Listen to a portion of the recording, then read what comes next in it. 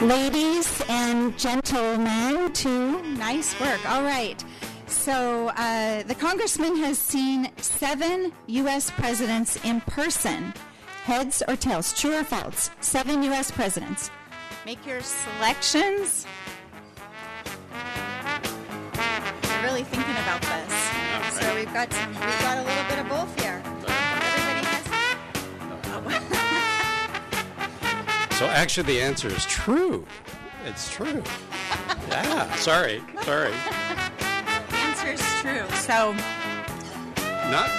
I'm not that old. It was. All right, we've got a few more here. Next question. Dan's favorite beer is Coors Light. True or false? Heads or tails? Hold on to the front. Okay. Oh, one true, a bunch of false. Okay. So I got to admit, I don't think Coors Light falls into the IPA category, so that would not, no. Darn, all right. So we knocked 2 of them out on that one, right? All right, we're down to a few more. Okay, we have two more questions, and then if we don't eliminate you, we're going to do a coin toss here with a quarter. How's that? We have 2 more questions, but these are really hard.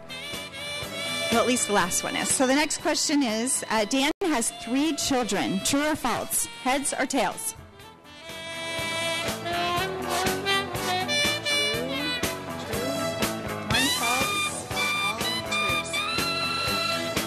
I actually have 2 kids. So. Oh! Well, wow! Look at this! Come here! Didn't even get to the last one. I know, this is great. So this is actually Anna with the U.S. Chamber. She's been here at our luncheons before presenting an award to the congressman as well. So very fitting that you win. There's your thing. Let's just ask the last question. So thanks, Anna. And thanks everybody for playing.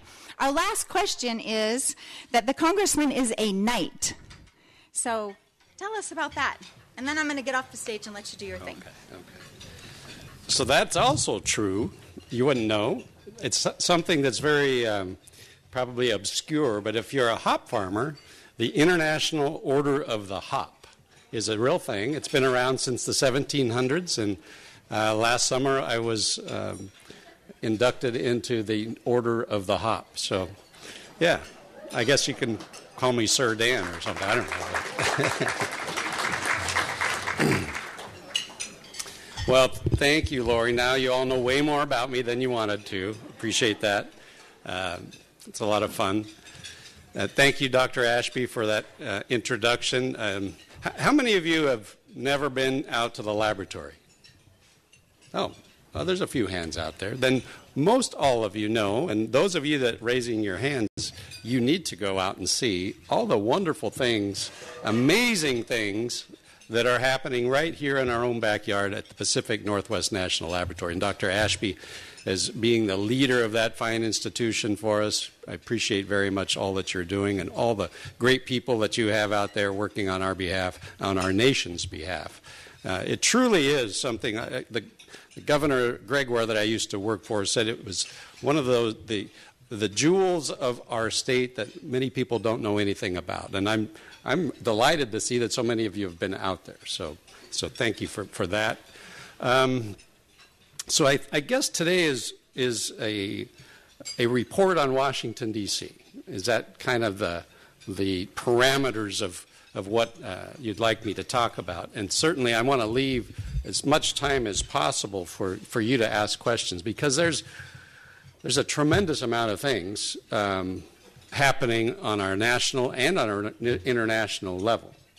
And being in Congress it kind of is an interesting perspective and place to be able to be not only participate in some of the decision making, but also to witness some of the really historical things that are happening, and I hope in some small way be able to influence some of the directions that we take as a nation. That's my intention as your representative in the United States Congress. But thank you to the Tri-City Chamber for putting this together today. It's always good to see a full room of folks here interested in the political situation in Washington, D.C. There's a lot of issues, as you know.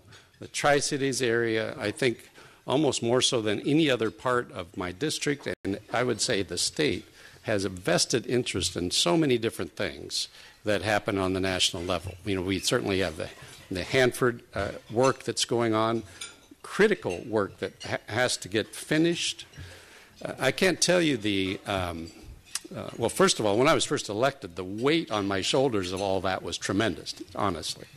But I've got a lot of help with a lot of people in this room that have made that task easier. But in order to continue the large amount of funding that is dedicated to Hanford cleanup every single year, that takes a lot of education on our part, on my staff's part, on my part, and many of our colleagues to make sure that other members of Congress understand the importance of getting that work done. So I want to just take a second to thank so many of you for helping me tell that story on a regular basis. And just get ready. Chances are this next year there's going to be a huge turnover in Congress. We're going to have to start all over again with a lot of different people. So we'll have to sharpen our weapons and go into battle again to make sure that we can make sure that all of those important things continue to be funded. This time of year, unfortunately, it's becoming all too, I guess you could say we're getting used to it, although I'm not sure that's something we ever want to do, but just look outside. How smoky is it anyway, right? It's just absolutely, is it me? I can still smell it. Maybe it's just in my nose right now, but it's just, I don't remember growing up, and I was born in the Lower Yakima Valley, that it was ever this way. Am I wrong about that? This is relatively new.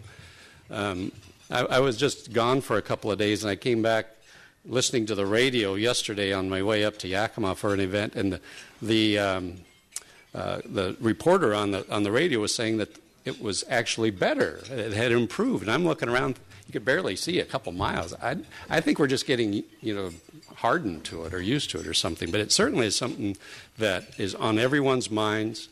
Lots of different reasons for why it's smoky right now, but the bottom line is our forests are on fire. They're not healthy. They're not being managed the way they need to be. And it's a long-term solution to touch all the different things that have to happen in order to solve that problem. We're down. The number of sawmills that we have in this country versus 20 years ago is astounding. There's just a lot of things that have to happen to change this, to fix this, and we're working in Congress to do that. We were able to, I hope, break the cycle of what's called fire borrowing. Have you ever heard that term? I'm sure it'll be similar this year. Last year, the Forest Service spent over 50% of their budget on fighting fires. And so that leaves them very little in the way of resources to do important management work, which has to happen in order to reduce the catastrophic nature of these fires. Fires are natural. They're going to happen. Lightning strikes are going to happen. It gets dry around here in the West in the summertime. In fact, forests need fire. But the catastrophic nature of those fires is something that we can do something to minimize, and that's what we're working to do. I wanted to talk a little bit. I should say, too, let's take a second just to thank, I doubt if any of them are here because they're busy, but to thank all the firefighters that are working on our behalf and recognize them with a round of applause.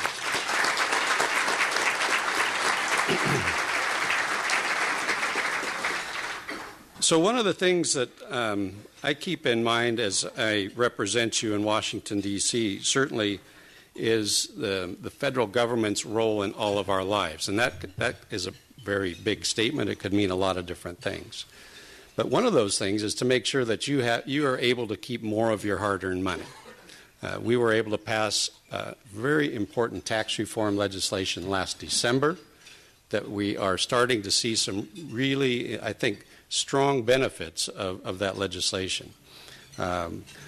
There's long lists of companies that have either announced plans for expansion, more hiring, the ability to offer different and improved benefits to their employees. Growth is something that is, well, just last quarter, I think our GDP was at 4.1%, which is a very good number, larger than a larger percentage of growth than we've seen in quite some time. I've got some statistics here. The unemployment rate continues on a downward trend. Wages in the Tri-Cities are up 3.8% over last year. That's among the highest in the state. The latest jobs report shows decreasing unemployment rates across my district, but Franklin County is at 5%, Benton County is 4.8%. And if I could, I wanted to share with you something that maybe many of you maybe even are members of the National Federation of Independent Business, the NFIB. Certainly you've heard of it, if I can get this to work. So they came out just recently, and so these are their observations, not Congress's. They are saying that small business optimism is at its second highest level ever since their survey began 45 years ago. The U.S. economy added 327,000 new manufacturing jobs over the past year, which is the largest 12-month job increase in 23 years. So that's pretty good. The productivity of American businesses surged to a 2.9% annual pace in the second quarter, reflecting the biggest gain in more than 3 years. So that's just one source of observations on what's going on in the country. And we see that here. I don't know how many of you have been to Prosser lately. Some of you have. You see expansion of Chuck E. Cheery's, maybe, if you drive through town. I was told by the owners of Chuck E. Cheery's that that's happening in large part because of the tax reform that we were able to pass that allows them to invest more into their business. And so they're going to continue to grow. They're going to add to their employee base. Those kind of things that we're seeing all over is just good for our communities. And I'm excited that perhaps some of the legislation that we were able to pass in Washington, D.C.